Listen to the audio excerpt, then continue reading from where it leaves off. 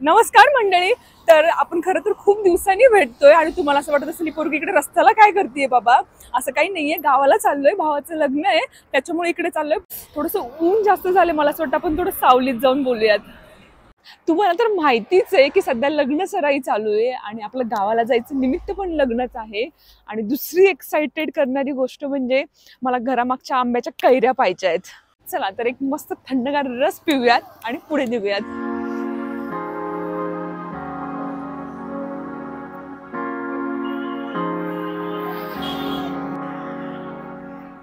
तर मंडळी, तुम्ही एक गोष्ट नोटीस केली आहे का? तर जे रसवंती ग्रह असतात ना, त्यांची नावं शक्यतो नाथांच्या नावावरून असतात. तर याचं नाव पण पहा, नाथकृपा असं आहे. त्याच्या मागे एक इंटरेस्टिंग स्टोरी आहे, चला मी तुम्हाला सांगते.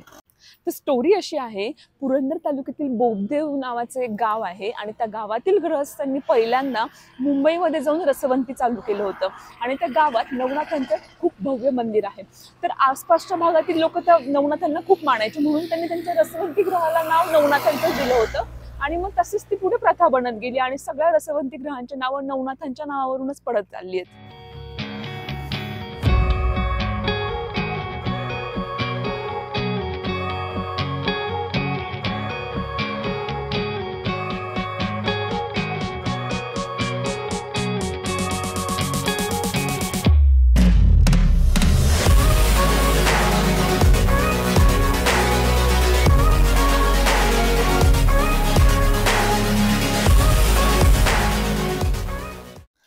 तर फायनली आपण येऊन पोहोचलो आहोत आमच्या गावामध्ये.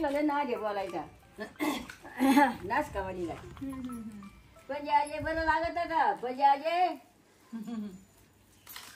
ते लेकरा नाद लागला बरं.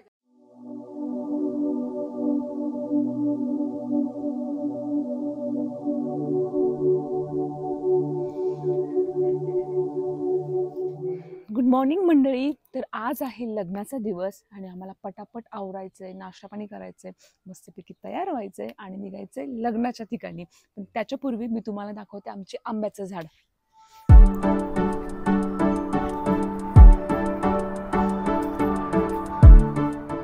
तर हे जे झाड आहे ना, हे चिक्कूचं झाड आहे आणि याला 2-3 चिक्कू पण लागलेत आणि त्याने मोहर पण पकडलाय छोटा छोटा.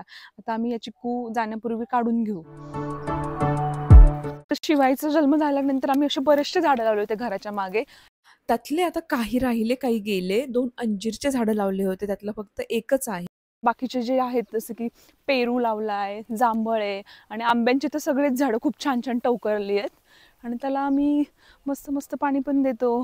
हे जे झाड आहे ना मोठंवालं, ज्याला कैऱ्या लागल्यात, ते माझ्या आजी सासऱ्यांनी लावलेलं आहे आणि त्याला पाकळी छान छान कैऱ्या लागल्यात आणि ह्या कैऱ्या पाहण्यासाठीच आम्हाला खूप उत्सुकता होती. हा जो आंबा आहे ना, तो केशर जातीचा आंबा आहे आणि हा खरंच खूप गोड आहे.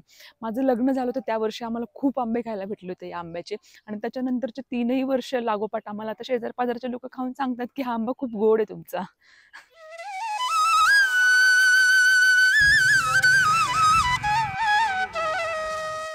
त्यानंतर आम्ही सगळेजण आवरून लग्नाच्या गावी जाण्यासाठी निघालो.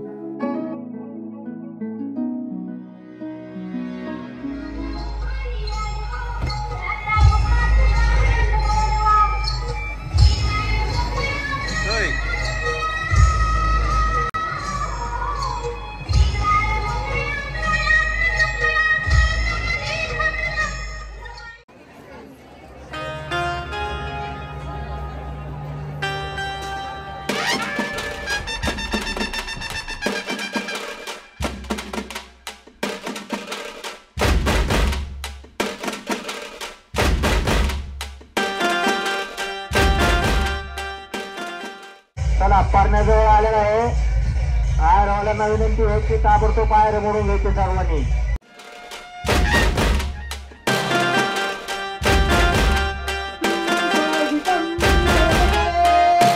सावधान वराडी सावचित्त, सावधान वादंत्री सावचित्त, सावधान. चला सर्व गावातील तरुण मंडळाला विनंती आहे की ताबडतोब स्वतः घराकडे यायचं, पात्राची वाढ करायची.